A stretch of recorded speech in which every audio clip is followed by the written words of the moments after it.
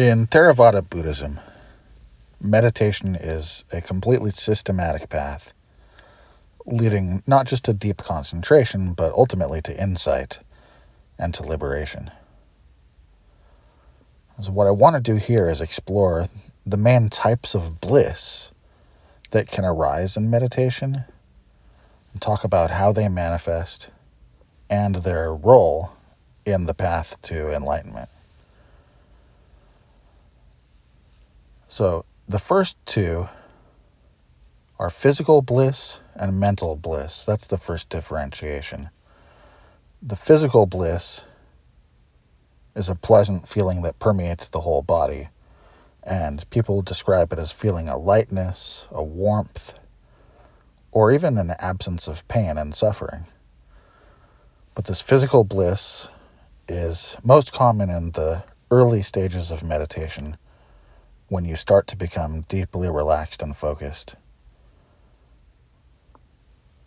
The mental kind of bliss is a subtler, more refined happiness that arises when the mind becomes stable and free from all kinds of psychological agitation. This mental kind of bliss is totally independent of external conditions, and it grows stronger as meditation deepens. Both of these kinds are closely linked with what people call the 4 jhanas. The 4 jhanas are just deep states of meditative absorption. So the next kind of bliss that's often felt and discussed and talked about is, you could call it rapture. If you're not sure what rapture is, sometimes people translate it as extremely joyful excitement. It's an ecstatic joy, and it also arises due to deep concentration. It's as if deep concentration equals bliss. And this is a key factor, again, in the jhanas. And this kind of joyful excitement, this rapture, actually gets categorized into 5 different intensities. There's minor rapture, momentary rapture, flooding rapture, transporting rapture, and all-pervading rapture. I'll go through these in just a tiny bit more detail. So, what happens is that this ecstatic joy arises due to deep concentration. And at first it might just be minor rapture, kind of goosebumps, a tingling sensation in your spine, or like a shiver of delight. But if you keep at it, it escalates. Momentary rapture, the second kind, is described as having brief flashes of intense joy that come and go. It's not consistent, doesn't last forever, just brief flashes of intense joy. The third kind, flooding rapture, they're more like waves of joy that completely sweep over you through the entire body, like big ocean waves. The fourth kind, transporting rapture, is really interesting. People say that it makes them feel uplifted, almost like they could float or they could fly. People describe feeling weightless. And then 5, all-pervading rapture, is a very steady, full-body joy that completely fills everything.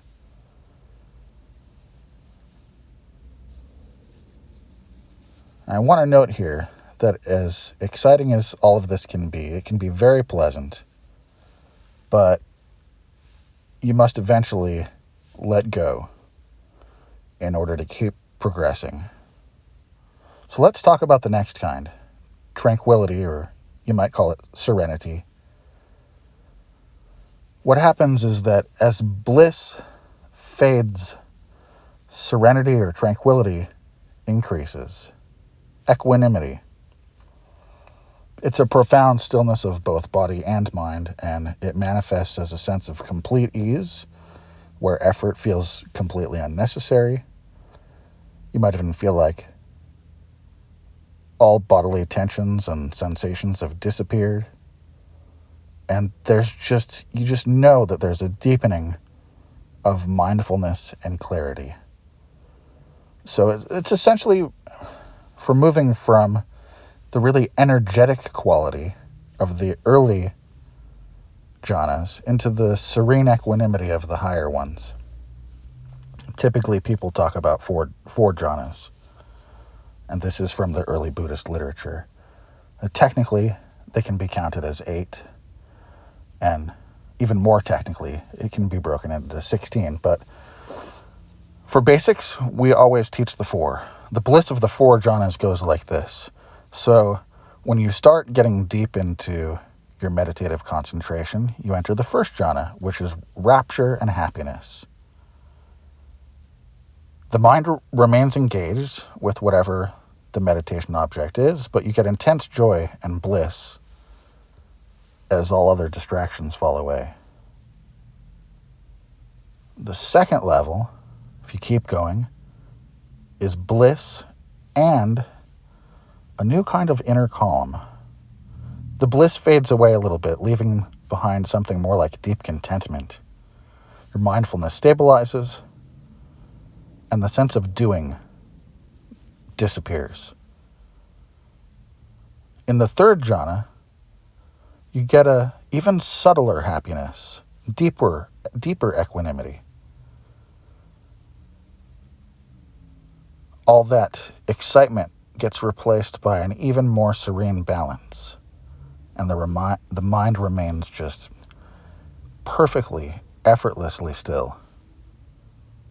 And then the fourth jhana is pure equanimity. Bliss fades away entirely, but it is replaced by perfect peace. Just absolutely perfect peace.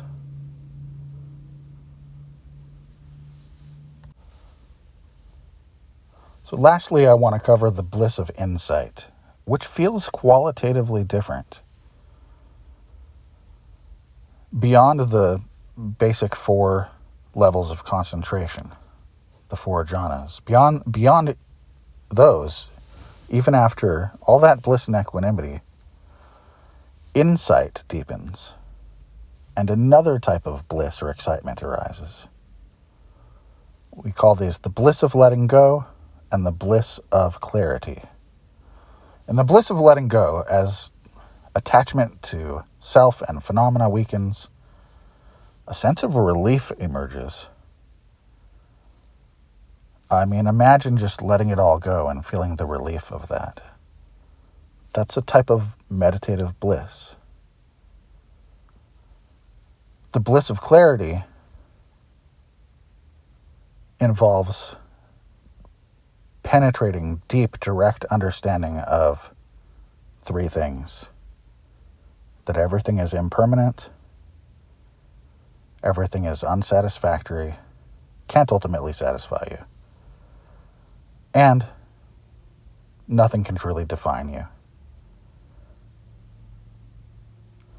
These insights lead to profound feelings of freedom.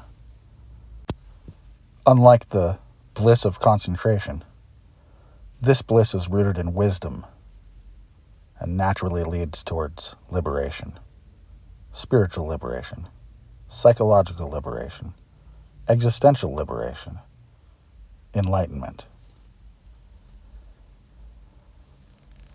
So what can we conclude? Main point I want to make here at the end is that bliss is a stage, not a goal. Some of these meditative states can be quite addicting if you get into them. Some people meditate because they're chasing bliss. I know because I used to do it, and occasionally I still do it. But bliss is not the goal. Equanimity is the real prize. So, see bliss as a stage. Experience bliss as a natural thing that can happen in meditation, but don't cling to it, because that will prevent further progress. The Buddha warned that attachment to pleasure, no matter how refined that pleasure is, any attachment to pleasure is still attachment. And ultimately, all blissful states must be transcended